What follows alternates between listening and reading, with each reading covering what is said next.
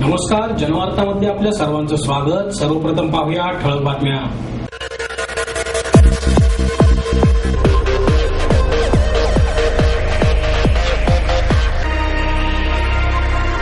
शिकलेल्यांनाच सुशिक्षित करण्याची गरज निर्माण होणे हे आपल्या देशाचे दुर्दैव आहे. प्रसिद्ध अभिनेते मकरंद अनासपुरे यांची खंत. शालेय मुलांमध्ये खूप गुणवत्ता आहे, मात्र त्यांना खेळांमधील शिस्त आत्मसात करणे आवश्यक आहे. भारतीय क्रिकेट निवड समितीचे माजी अध्यक्ष किरण मोरे यांचं मत. आणि बाळींच्या कथेद्वारे स्त्रीभ्रूण हत्या रोखण्यासाठी जनजागृती संवाद संस्थेच्या वतीने अनोखा उपक्रम. शिकलेल्यांना सुशिक्षित करण्याची गरज निर्माण होणे ही आपल्या देशाचे दुर्दैव आहे, अशी खंत प्रसिद्ध अभिनेते मकरंद अनासपुरे यांनी व्यक्त केली. पुणे नवरात्र महोत्सवाचे उद्घाटन गणेश कला क्रीडा मंच येथे करण्यात आले. यावेळी बॉलिवूड स्टार तनुश्री दत्ता, वनमंत्री डॉक्टर पतंगराव कदम, महापौर मोहनसिंग राजपाल, उपमहापौर प्रसन्न जगताप, आमदार उल्हास पवार आदी मान्यवर उपस्थित होते.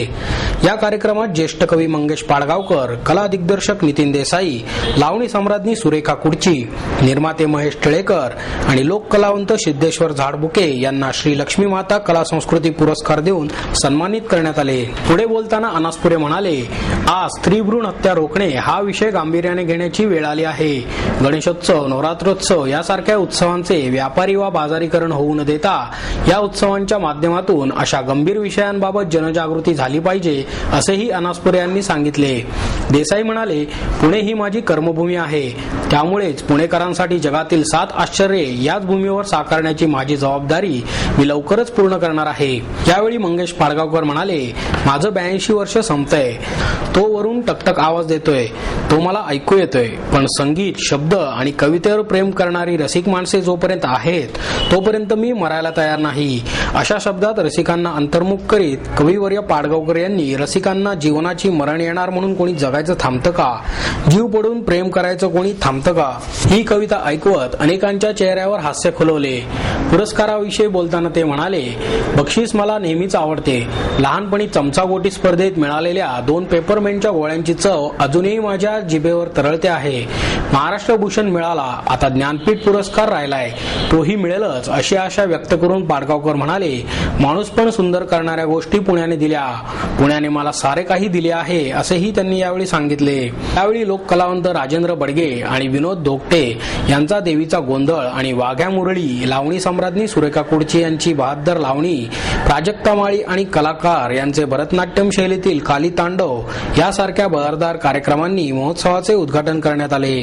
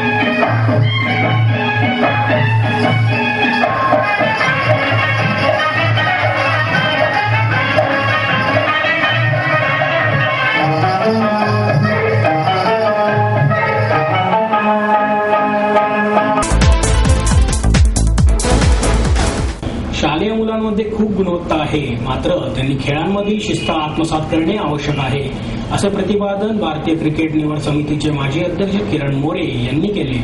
पौड रस्त्यावरील माईर्स MIT आंतर अभियांत्रिकी क्रीडा स्पर्धेचे उद्घाटन मोरे यांच्या हस्ते करण्यात आले. यावेळी माईर्स MITचे संस्थापक अध्यक्ष डॉ. Vishwanath Karad, lieutenant general JS Dhind, आशियाई स्पर्धेत रोईंग क्रीडा प्रकारातील सुवर्णपदक विजेता RD शेळगे, क्रिकेटपटू श्रीकांत वाघ, केनियन ॲथलेटिक्स प्रशिक्षक पॉल, क्युबाचे कार्लोस, अण्णासाहेब कराड आदी मान्यवर उपस्थित होते. मोरे पुढे म्हणाले, जीवनामध्ये क्रीडा प्रकाराला खूप महत्त्व आहे, मात्र त्यात पुढे जाण्यासाठी खेळातील शिस्त अंगी बाणवणे आवश्यक आहे. मैदानात उतरताना जीन्स पॅन्ट न घालता ट्रॅकसूट घालूनच उतरले पाहिजे. तसेच खेळण्याबरोबरच शारीरिक तंदुरुस्तीलाही महत्त्व दिले गेले पाहिजे. त्यासाठी किमान मैदानावर जाऊन धावले तरी पुरेसे आहे, असेही मोरे यांनी सांगितले. या स्पर्धेत 14 क्रीडा प्रकारांमध्ये 4000 खेळाडू सहभागी झाले आहेत. ही स्पर्धा 2 ऑक्टोबर पर्यंत MITच्या मैदानावर होणार आहे. समाजाला एकत्र आणणे आणि त्यांना मार्गदर्शन करण्यासाठी कुंभकार दर्शन मासिकाचे प्रकाशन केले, असे मत महाराष्ट्र कुंभार महासंघाचे अध्यक्ष सुरेश हिरे यांनी व्यक्त केले. कुंभकर दर्शन मासिकाचे प्रकाशन अनंत दीक्षित यांच्या हस्ते करण्यात आले. यावेळी महाराष्ट्र कुंभार महासंघाचे कार्याध्यक्ष सुरेश खोते, कुंभकार दर्शन मासिकाचे संपादक सुधीर चांदेकर, BR खेडकर, रघुनाथ कुंभार आदी मान्यवर उपस्थित होते. यावेळी खोते म्हणाले, समाजाला योग्य दिशा देण्यासाठी संवादाचे साधन म्हणून कुंभकार दर्शन मासिकाचे प्रकाशन करण्यात येत आहे, असेही त्यांनी सांगितले. दीक्षित म्हणाले, अज्ञानाचे भांडवल म्हणून उपयोग करणे हा अत्यंत गंभीर विषय आहे. त्याचप्रमाणे सत्याग्रही माणसाला सत्याग्रही असणे जरुरी आहे, असेही दीक्षित यांनी यावेळी सांगितले. जागरूक करण्याचं काम अतिशय चांगल्या प्रकारे आतापर्यंतच्या अनेक मंडळींनी केलेलं आहे. हे सगळं काम करत असताना सगळ्यांना बरोबर घेतलं गेलं पाहिजे. काही तिथे बरोबर घेण्याचा प्रयत्न केला, काहींच्या भूत स्कूल राहिला गेला आणि ही कुठेतरी कमतरता राहू नये या उद्देशाने कुंभकार दर्शनचा पुनर्जन्म आदरणीय हिरेसाहेब, सतीश पाषाणकर, सुधीर चांदेकर आणि त्यांच्या सर्व सहकारी मंडळींनी हा भाग घातलेला आहे. त्या समाजातल्या चांगल्या कामासाठी त्याच्याबरोबर प्रामाणिकपणे राहणं हे अतिशय महत्वाचं काम आमचा समाज बजावत आहे. पण हे सर्व करत असताना आमच्यामध्ये अनेक त्रुटी आहेत, पण त्या त्रुटी आमच्यामध्ये दूर व्हाव्यात याच्यातलं अज्ञान आमच्याकडे आहे.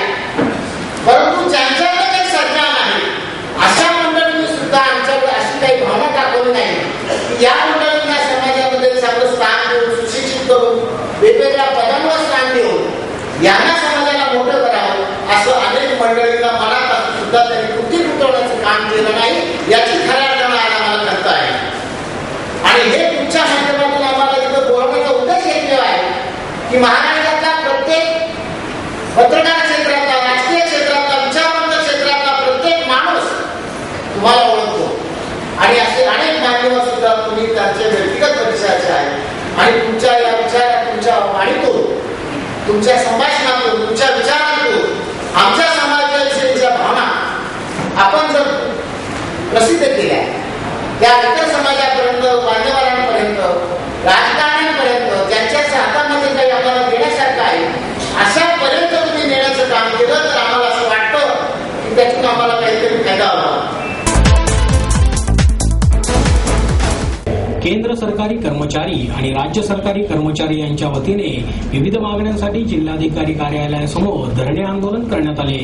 यावेळी महाराष्ट्र राज्य कर्मचारी मध्यवर्ती संघटनेचे अध्यक्ष रवींद्र जगताप, राज्य कर्मचारी मध्यवर्ती संघटनेचे general secretary Kishor Waikar, national railway मजदूर युनियनचे अध्यक्ष VB परब, अशोक खेडेकर, तुकाराम पवार, दिनेश कुचेकर आदींनी आंदोलनाचे नेतृत्व केले.